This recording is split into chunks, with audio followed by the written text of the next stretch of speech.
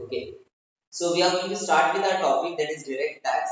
Already I have explained in the previous classes that what is tax and what is direct tax, what is indirect tax, the basic concept behind the kind of direct tax क्या रहता है.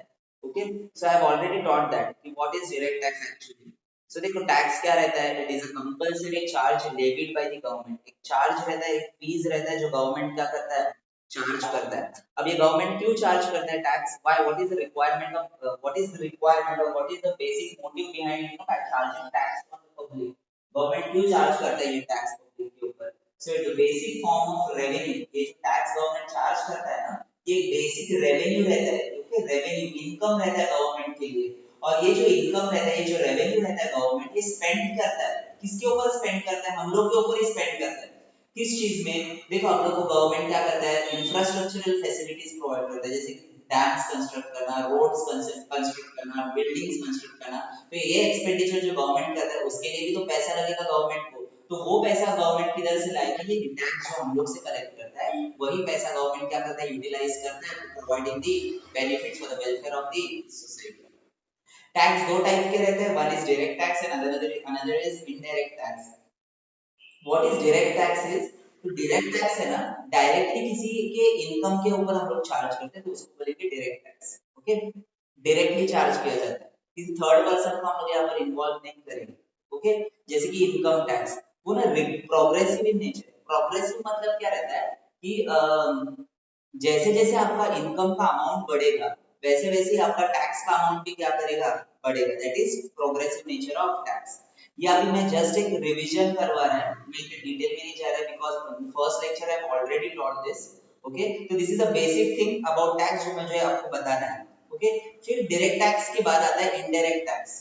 अभी indirect tax क्या रहता है ये, तो indirect tax है ना, ऐसा टैक्स है जिसका बर्डन, टैक्स का एविडेंस, टैक्स का बर्डन हम लोग क्या कर सकते हैं, शिफ्ट कर सकते हैं किसी और के ऊपर.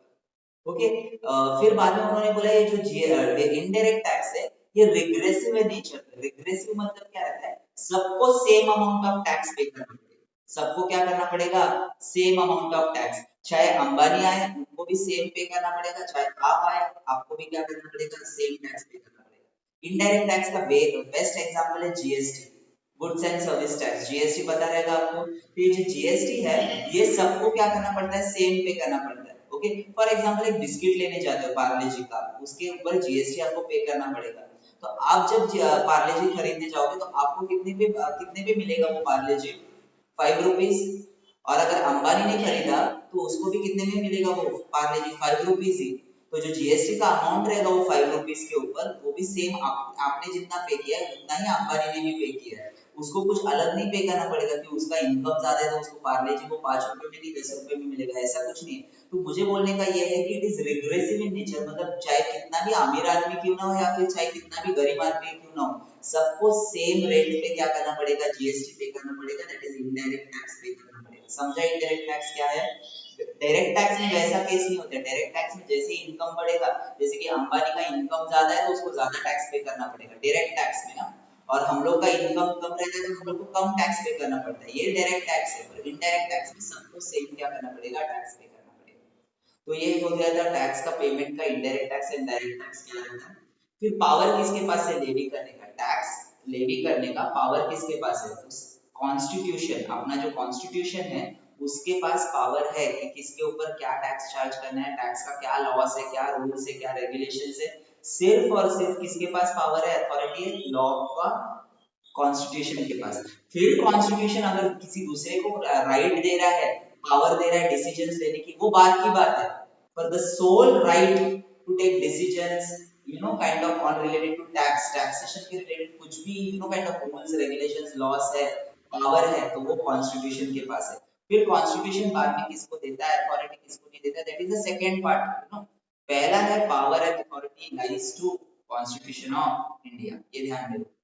फिर ना वो कॉन्स्टिट्यूशन के आर्टिकल नंबर 246 में तीन लिस्ट के बारे में हम लोग ने बताया.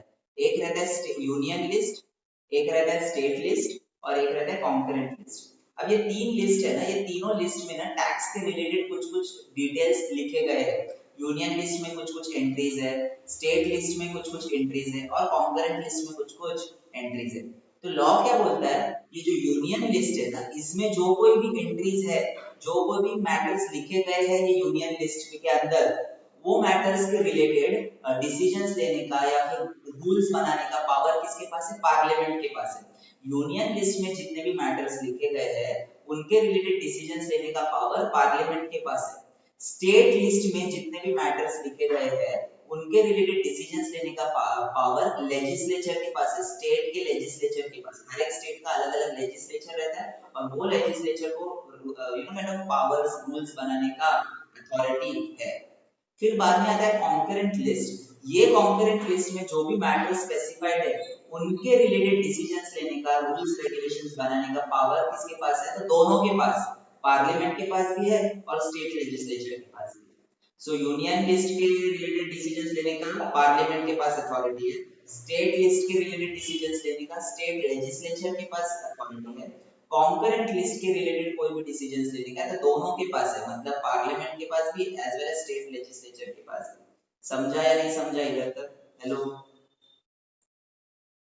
हेलो, ओके, चलो आगे बढ़ते हैं। अभी प्रीवियस लेक्चर में इधर तक हो गया था एक्चुअली। ओके, अभी हम लोग मेन अपना स्टार्ट करते हैं, that is income tax act 1961, जो कि हम लोग जो बोल रहे हैं direct tax, direct tax, direct tax. तो direct tax is kind of famously known as income tax.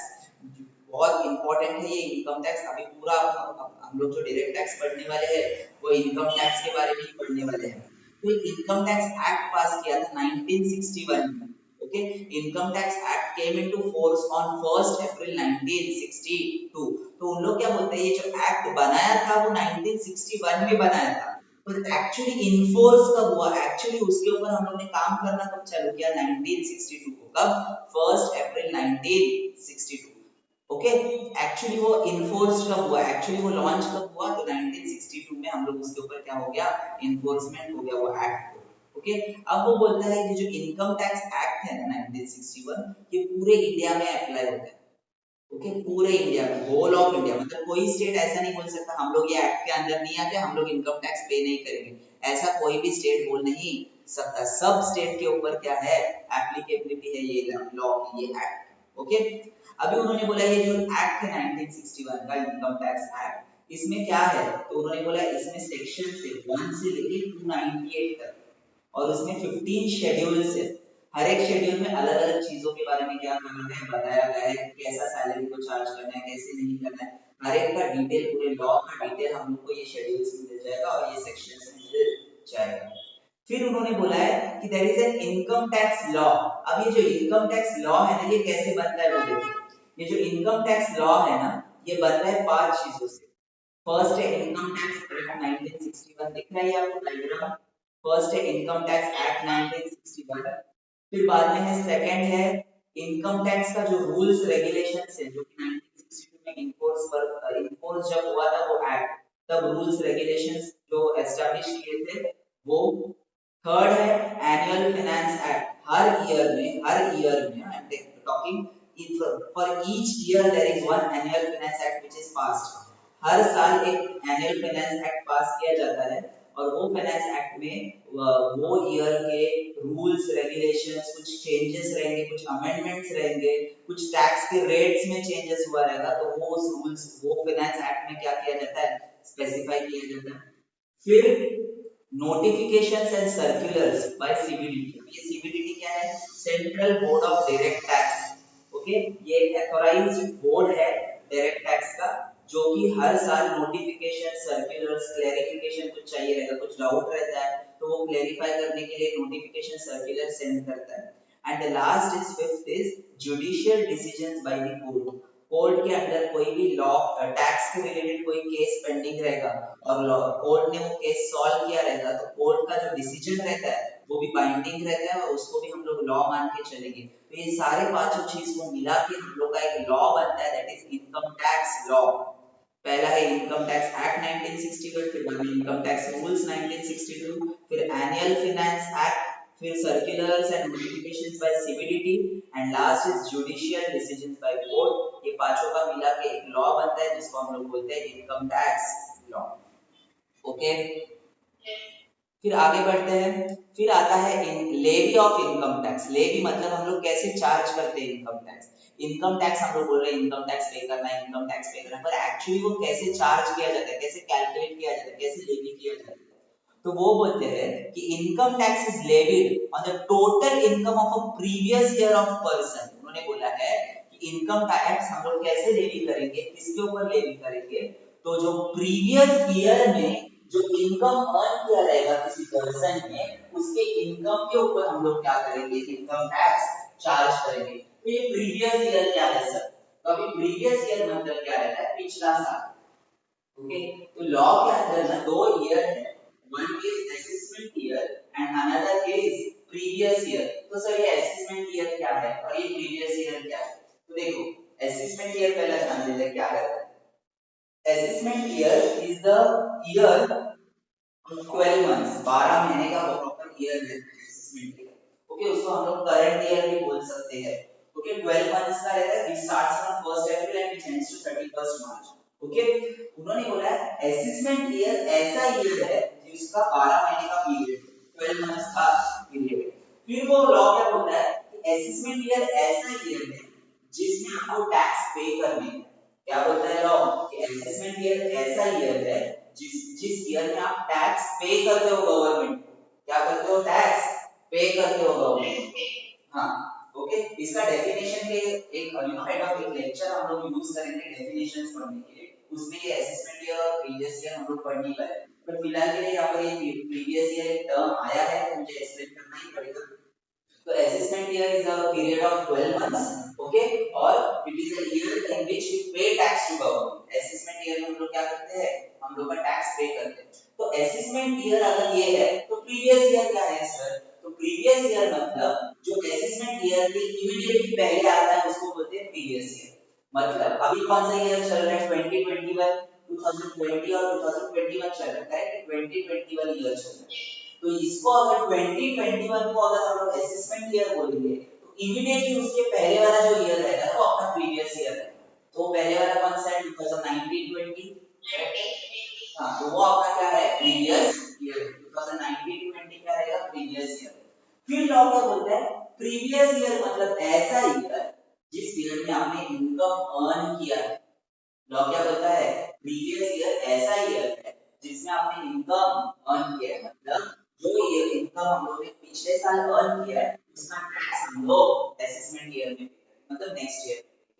मतलब जिस साल में आप इनकम अर्न करते हो उस साल में आप टैक्स पे नहीं करते, उसके नेक्स्ट ईयर में आप क्या करते हो, टैक्स पे करते हो। समझा आपको या नहीं समझा, मतलब 2019-20 में आपने जो इनकम अर्न किया है ना उसको हम लोग प्रीवियस ईयर बोलेंगे, और 2020-21 में हम लोग वो जो इनकम अर्न किया था पिछले ईयर उसके ऊपर टैक्स पे करेंगे, जिसको हम लोग बोलेंगे असेसमेंट। समझा। इसके लिए यहाँ पर उन्होंने बोला है कि प्रीवियस ईयर में जो आपने इनकम अर्न किया है उसके ऊपर आपको टैक्स पे करने का है। तो कैसे हम लोग लेवी करते हैं इनकम टैक्स, तो उसमें स्टेप्स है। तो स्टेप नंबर 1 क्या बोलता है हम लोग को, देखो स्टेप नंबर 1 बोलता है कि डिटरमिनेशन ऑफ रेजिडेंशियल स्टेटस। अब यहाँ पर ये क्या है sir, determination of residential status. तो लॉ क्या बोलता है कि आप किसी के ऊपर टैक्स चार्ज करते हो, जब आप टैक्स लेवी करते हो तो पहला वो देखो क्या वो इंडिया का रेजिडेंट है, क्या वो इंडिया का रहने वाला है, या इंडिया का रहने वाला नहीं है, वो पहला चेक करो। फिर बाद में उसके ऊपर क्या करो, आप टैक्स चार्ज करो। अभी ये जो रेजिडेंशियल स्टेटस है इसके ऊपर हम लोग को एक चैप्टर ही है जो कि हम लोग को पूरा डिटेल में पढ़ना है। फिलहाल के लिए रेजिडेंशियल स्टेटस मतलब क्या, कि वो इंडिया का रेजिडेंट है या नहीं है। अगर वो इंडिया का रेजिडेंट है, ओके, अगर वो इंडिया का रेजिडेंट है तो क्या वो ऑर्डिनरी रेजिडेंट है या नॉन ऑर्डिनरी रेजिडेंट है, वो हम लोग कैलकुलेट करेंगे जब नेक्स्ट चैप्टर में, तब हम लोग डिटेल में देखेंगे। फिलहाल के लिए फर्स्ट स्टेप क्या है, क्या वो रेजिडेंट है या नॉन रेजिडेंट है, ये हम लोग को क्या करना पड़ेगा, चेक करना पड़ेगा। समझा, फर्स्ट स्टेप। फिर फर्स्ट स्टेप के बाद सेकंड स्टेप आता है।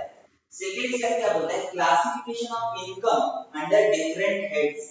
ओके, बहुत सारे हेड्स ऑफ इनकम रहते हैं, तो आप जो इनकम अर्न कर रहे हो वो कौन से हेड के अंदर आएगा, उसको क्या करो, पहला क्लासिफाई करो। क्या आप सैलरी अर्न करते हो, अगर आप सैलरी अर्न कर रहे हो, हर महीने आपको सैलरी मिलता है, तो आप इनकम फ्रॉम सैलरीज के अंडर क्या करो, वो हेड में चले जाओगे। ओके, फिर बाद में क्या बोलता है, अगर आपके पास फॉर एग्जांपल बहुत सारा प्रॉपर्टी, बहुत सारा घर है, आपका फ्लैट्स है, और वो बहुत सारे फ्लैट्स आपने क्या कर दिया, रेंट पे दे दिया है। ओके, भाड़े पे दे दिया आपने वो रूम्स जो भी है आपके पास, और उसके ऊपर आपको क्या मिल रहा है, रेंट मिल रहा है। ओके, तो वो रेंट भी आपके लिए इनकम ही है, करेक्ट है। आपको उसके ऊपर भी क्या करना पड़ेगा, टैक्स पे करना पड़ेगा। तो लॉ क्या बोलता है, फिर आप आओगे ये वाले हेड के अंदर, income from house property. Okay, तो आपका इनकम ये हेड के अंदर क्या हो जाएगा, टैक्स हो जाएगा। फिर लॉ क्या बोलता है, क्या आप कोई बिजनेस इनकम कमा रहे हो, कोई बिजनेस कर रहे हो, और वो बिजनेस करके आपको कुछ इनकम हो रहा है क्या, प्रॉफिट हो रहा है क्या। अगर ऐसी बात है तो आप ये हेड में आओगे, आपका जो इनकम रहेगा वो ये हेड के अंदर टैक्स होगा, दैट इज प्रॉफिट और गेन्स फ्रॉम बिजनेस और प्रोफेशन। ओके, फिर वो बोलता है, लॉ क्या बोलता है कि क्या आप कोई काइंड ऑफ आपके पास एक कैपिटल एसेट, कैपिटल एसेट मतलब कोई घर भी बड़ा वाला जो आपका कैपिटल एसेट है। ओके, और वो घर आपने बेच दिया है, और वो घर बेच के आपको बहुत सारा इनकम हो गया, तो ये घर बेचने का आपका बिजनेस नहीं है। ओके, आप एक लाइक काइंड ऑफ बहुत साल में एक बार ऐसा ट्रांजैक्शन आपने किया है, okay, which is capital in nature, which is not recurring in nature. Okay, तो ये जो कैपिटल एसेट आपने बेचा है, उससे जो इनकम हुआ है उसको बोलते हैं कैपिटल गेन्स, क्या बोलते हैं उसको, कैपिटल गेन्स। और वो जो इनकम रहता है ना, वो ये वाले हेड में क्या होगा, टैक्स होगा, that is income from capital gains. Okay, and the last head is income from other source. Other source मतलब क्या, मैंने ना लॉटरी लॉटरी का टिकट खरीदा था, और वो मेरे को लॉटरी लग गया 10 करोड़ का। अब ये जो लॉटरी है, ये जो लॉटरी वाला इनकम है, वो कहां पर टैक्स करो, तो जो यहाँ चारों में नहीं आएगा उसको हम लोग कहां पर डाल देंगे, अदर सोर्स, मतलब कोई और दूसरा जरिया है ये इनकम का। ओके, तो ये जो लॉटरी जीतते हैं, ये जो बेटिंग करते हैं, गैम्बलिंग करते हैं, क्रॉसवर्ड पजल्स मतलब पत्ते हैं और खेलने में जो पैसा मिलता है, ये जो गैम्बलिंग का पैसा है, ये सब सब सब के ऊपर टैक्स कहां पर चार्ज होगा, ये वाले हेड के अंदर, इनकम फ्रॉम अदर सोर्स। तो लॉ क्या बोलता है, आप कौन से कैटेगरी के इनकम में आते हो, पहला वो क्या करो, classify. Second step is classification और categorisation of income under different heads. समझा सेकंड स्टेप? ओके, फिर आगे बढ़ते हैं। थर्ड आता है computation of income under each head as per the provisions governing a particular head of income. Law क्या बोलता है, अभी हमने क्लासिफाई कर दिया ना, अभी फॉर एग्जांपल मैं एक कॉलेज के अंदर प्रोफेसर है, मुझे इनकम क्या है, सैलरी है, तो मैं कहां पर आ जाएगा, इनकम फ्रॉम सैलरीज के अंदर, करेक्ट है। अभी इनकम फ्रॉम सैलरीज के अंडर मेरा आता है, तो इनकम फ्रॉम सैलरीज के अंडर में रूल्स रेगुलेशंस है कि मेरा सैलरी मुझे कैसे चार्ज करना है, कैसे कंप्यूट करना है, कौन कौन से रूल्स को मेरे सैलरी के अंदर अप्लाई करना पड़ेगा, मतलब ये सब जो रूल्स रेगुलेशंस प्रोविजंस है, हर एक हेड के अलग-अलग रूल्स है, रेगुलेशंस है, तो वो मुझे फॉलो करके मेरा क्या करना पड़ेगा, इनकम कैलकुलेट करना पड़ेगा। समझा? So the third step is rules and regulations follow करना है for computation of the income. समझा थर्ड स्टेप?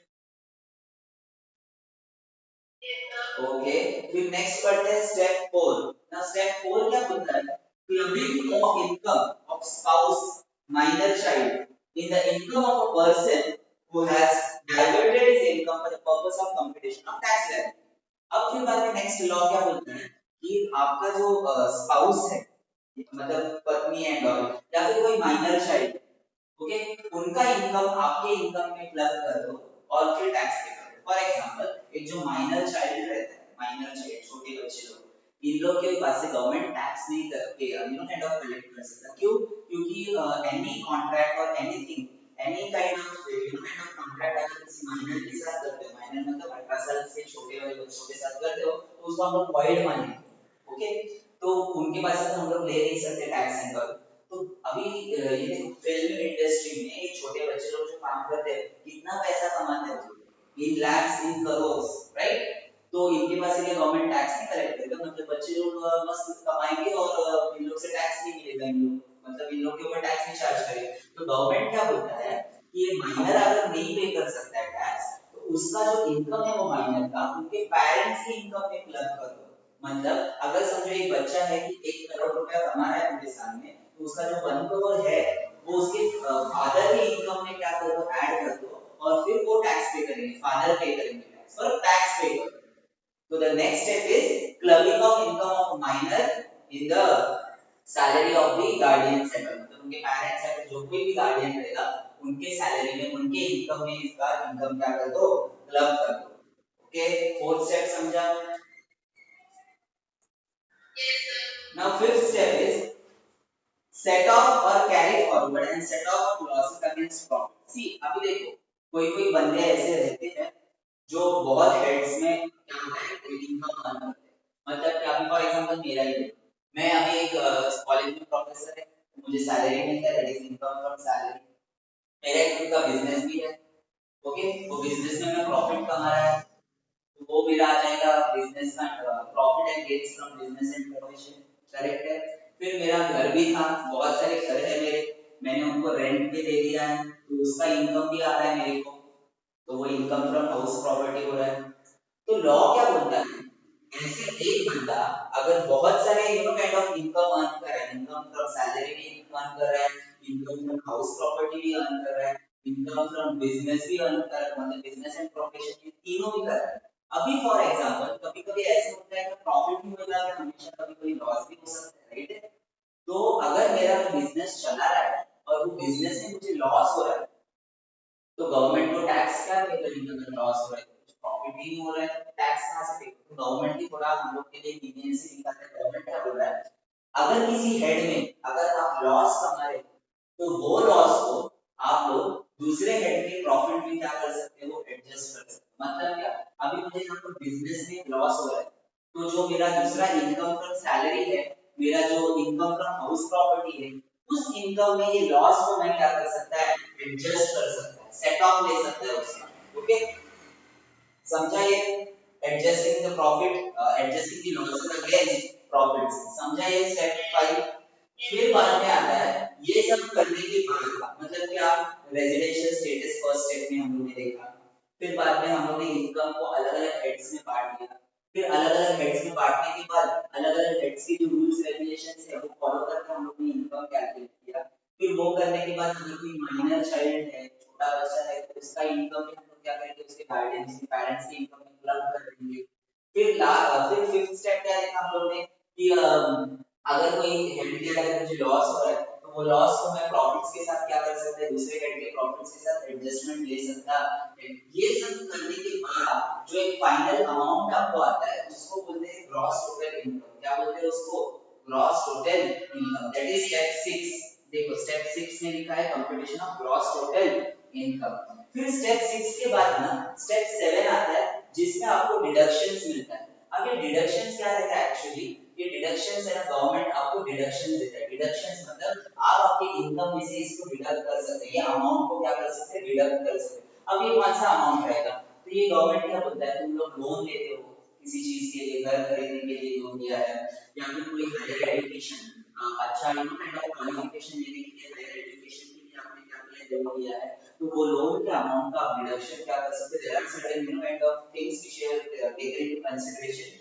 और मतलब वो आगे तक देखें डिडक्शन के चैप्टर में हम लोग।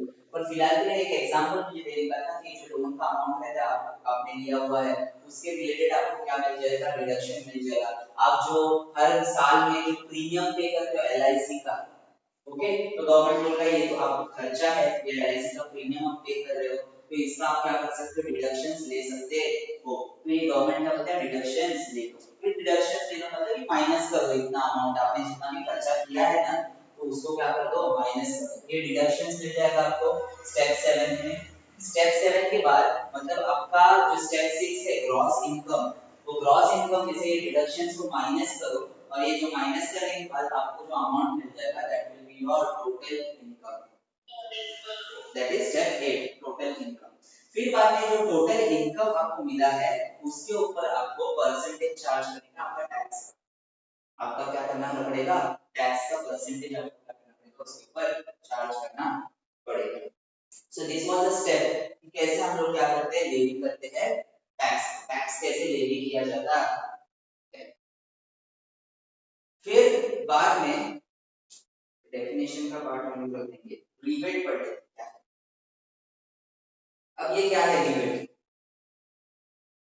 rebate of up to rupees 12,500 for resident individual having a total income of up to rupees 5। लोग क्या बोलते हैं, एक रिबेट करके आपको क्या मिलेगा, बेनिफिट मिलेगा जो कि गवर्नमेंट देता है। गवर्नमेंट क्या बोलता है, जिस resident, I am talking about only resident है, अगर आप फॉरेनर रहोगे भी आपको मिलेगा नहीं। तो गवर्नमेंट क्या बोलता है, एक बंदा अगर 5 लाख या फिर 5 लाख से कम कोई अमाउंट पूरे साल में कमा रहा है तो उसको हम लोग 12,500 का रिबेट देंगे। 12,500 का रिबेट मतलब है उसको उतना रिबेट मिलता है जो कि एक बेनिफिट रहता है। ओके, जैसे कि एक example I will give you what is this actually is, फिर आपको समझ जाएगा कि क्या है। Wait a second.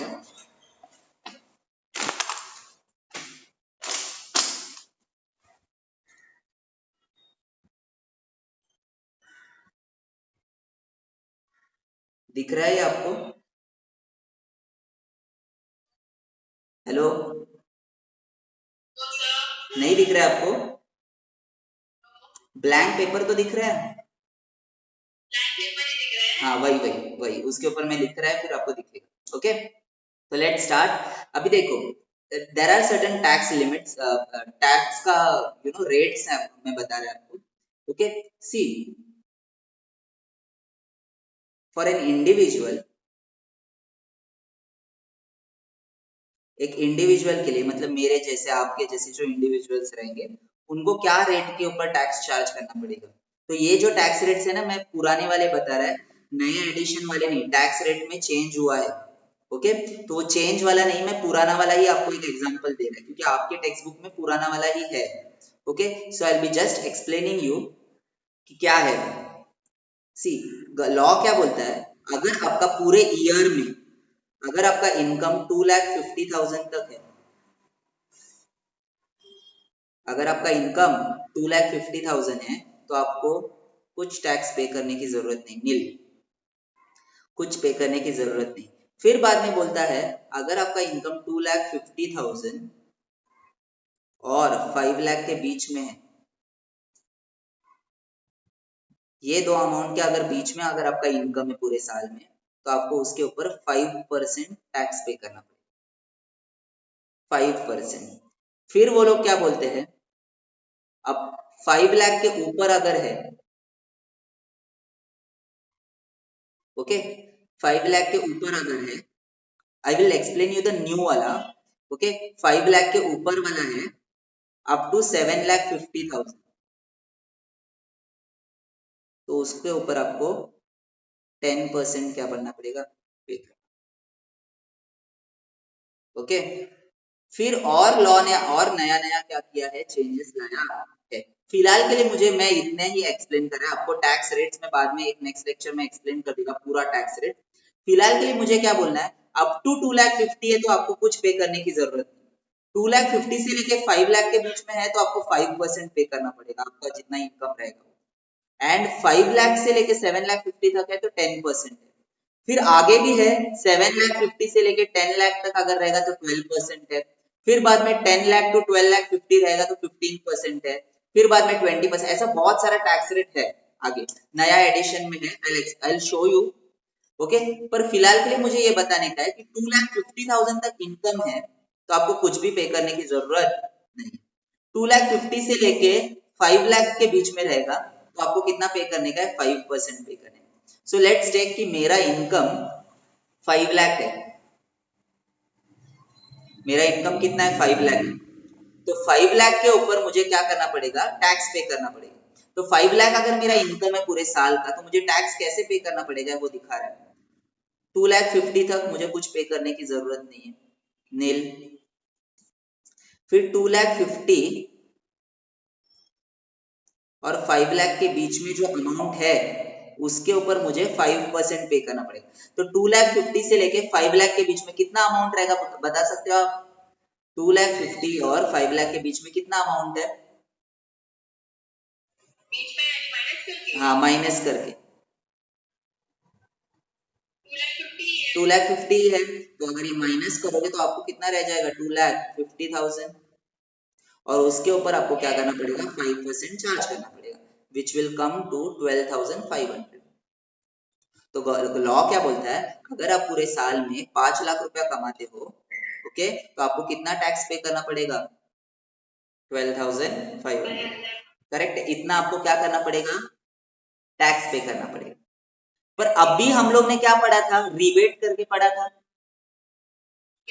रिबेट क्या बोलता है कि जो बंदा 5 लाख तक कमा रहा है पूरे साल में, तो उसको एक बेनिफिट मिलता है कि उसको 12,500 का बेनिफिट मिलता है। मतलब लॉ क्या बोलता है कि 12,500 का बेनिफिट ले लो। तो मुझे बताओ इसको टैक्स कितना पे करने का, इतना 12,500, करेक्ट है। और उसको रिबेट मिल रहा है, मतलब एक गवर्नमेंट के पास से बेनिफिट 12,500 का। तो अब मुझे बताओ टैक्स लायबिलिटी कितना है, 12,500, और उसको रिबेट का बेनिफिट मिल रहा है 12,500, मतलब कितना टैक्स पे करना पड़ेगा, जीरो, कुछ भी नहीं पे करने का। तो लॉ क्या बोलता है, अप टू 5 लाख ना आपको कुछ भी पे करने की जरूरत नहीं है। अभी यहाँ पर उसका था टैक्स पे करने का लायबिलिटी 12,500 का, पर ये रिबेट उसको मिला है, इसके लिए उसको 12,500 उधर से डिडक्ट करने को मिल जाएगा। अब ये रिबेट सिर्फ और सिर्फ रेजिडेंट के लिए ही अवेलेबल है। रेजिडेंट मतलब इंडिया के रहने वाले लोगों को, कोई बाहर वाला आके यहाँ पर इनकम अर्न कर रहा है तो उसको ये रिबेट मिलेगा नहीं, ध्यान में रखो। फॉरेनर कोई भी आएगा तो it is only and only for resident individual, जो इंडिया का रहने वाला है।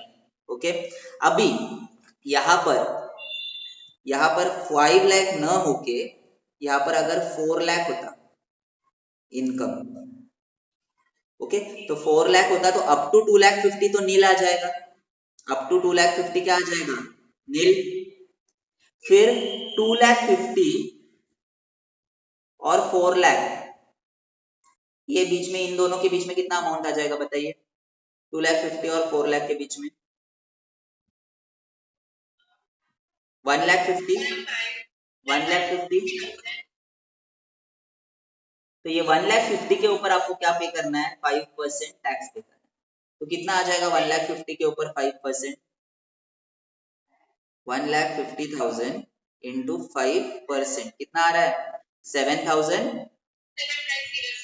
ओके, तो 7,500 आपको क्या पे करना पड़ेगा, यहाँ पर टैक्स पे करना पड़ेगा, राइट है। 7,500 टैक्स पे करना है यहाँ पर इसको, पर रिबेट भी तो मिल रहा है। तो रिबेट कितने का मिल रहा है,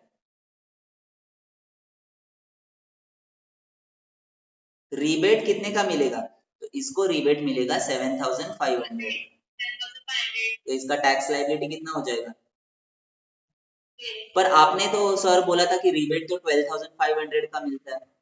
तो इन लोग ने क्या बोला, ऐसे होशियार लोग भी होते हैं कि अरे मेरे को तो 7,500 मेरा टैक्स हो रहा है, रिबेट मिलेगा 12,500 का, मतलब जो बैलेंस रहेगा वो गवर्नमेंट हम लोग को दे देगा रिटर्न में पैसा। तो ऐसा नहीं है भाई, इतना दिमाग मत चलाओ। लॉ क्या बोलता है, आपका टैक्स का अमाउंट और आपका टैक्स का